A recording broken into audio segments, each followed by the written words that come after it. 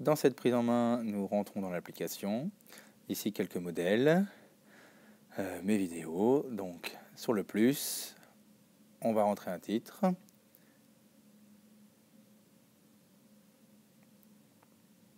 Voilà, clic 2016. On peut choisir tout un tas de panels, peu importe, j'ai pas trop vu la différence. Voilà, par exemple, petite leçon. Donc on arrive sur un cadre. Tout en haut, on peut déjà ôter la musique. Voilà, on peut régler le niveau sonore si vous voulez, choisir un large choix. On va l'enlever pour l'exemple. Les différents thèmes disponibles.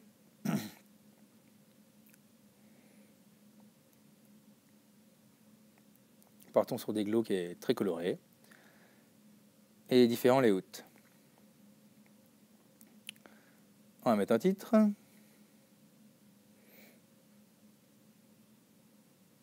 Clic 2016 toujours. Voilà, on peut s'enregistrer en laissant appuyer sur le petit micro. On va ajouter un icône.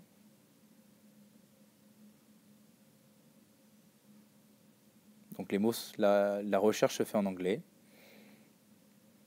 Donc cherchons une icône pour le mot cool, parce que le clic 2016 c'est cool. On va mettre celle-là, le temps qu'elle charge. Donc toutes les icônes sont libres de droit, bien sûr. Ici on va ajouter une photo, donc on va chercher des photos libres.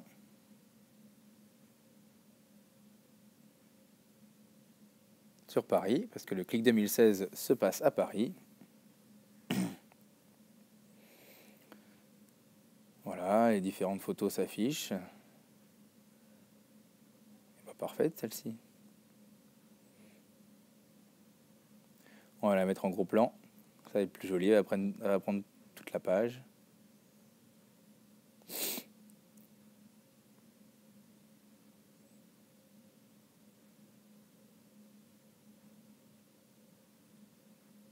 Et on va lui ajouter un petit titre au milieu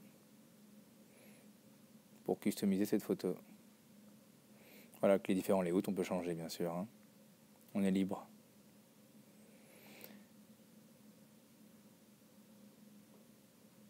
Ici un nouveau layout.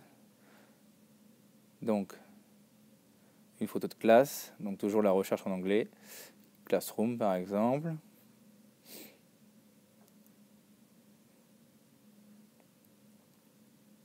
Voilà, différentes photos de classe s'affichent. On va choisir une qui nous plaît bien.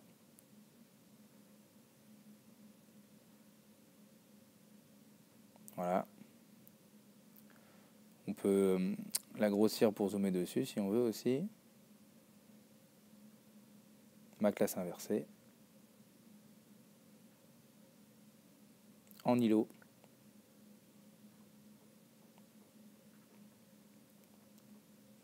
Voilà, on peut pas mettre malheureusement d'emoji, c'est pas possible. Dommage. Voilà, on zoome sur la photo pour qu'elle prenne tout le cadre.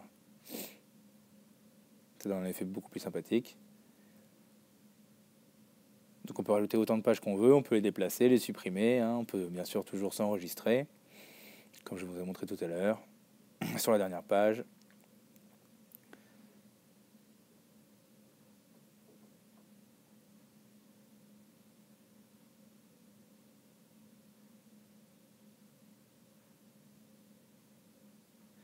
On va finir par une petite icône top, voilà, le layout avec deux images, ou deux textes, ou deux icônes, comme vous voulez.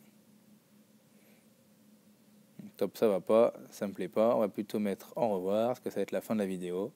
Donc bye en anglais, des petites mains qui vont dire salut.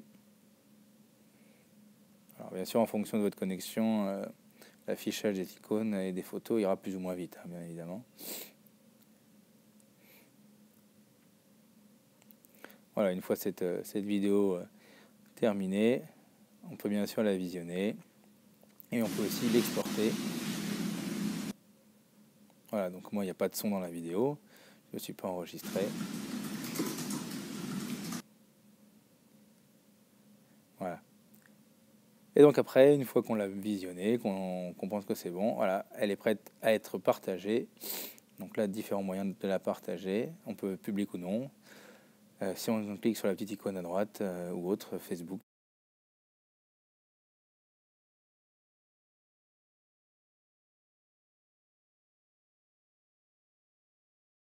La révolution des transports. En 1817, l'Anglais Stephenson construit des locomotives à vapeur. En 1830, une ligne de chemin de fer réunit les villes de Liverpool et de Manchester. Et en 1850, l'Angleterre dispose de 10 000 km de voies ferrées. La locomotive à vapeur fonctionne grâce à l'invention de James Watt, la machine à vapeur. Le chemin de fer se répand rapidement en Europe occidentale et aux États-Unis à partir des années 1835-1840. En 1950, voici la situation de l'Europe. En 1878, la France dispose de 21 300 km de voies ferrées. Voici la situation en Europe en 1880. Pour faire circuler les trains, il a fallu aménager les voies ferrées, creuser des tunnels, construire des ponts et installer des gares. Cela a stimulé l'industrie. À partir de 1850, les bateaux à vapeur appelés steamers sont construits en tôle. Ils peuvent transporter beaucoup plus de marchandises et de passagers que les bateaux à voile. Le commerce maritime connaît ainsi un grand essor. Pour accélérer les traversées, des canaux transocéaniques sont percés.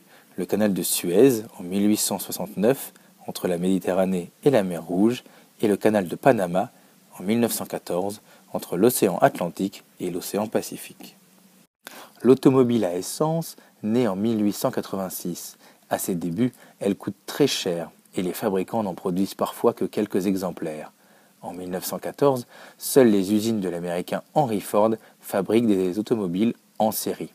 Voici un modèle français, la Panhard Levasseur. Au XIXe siècle, l'aviation est à ses débuts. En 1890, Clément Ader fait décoller sur 50 mètres un premier engin.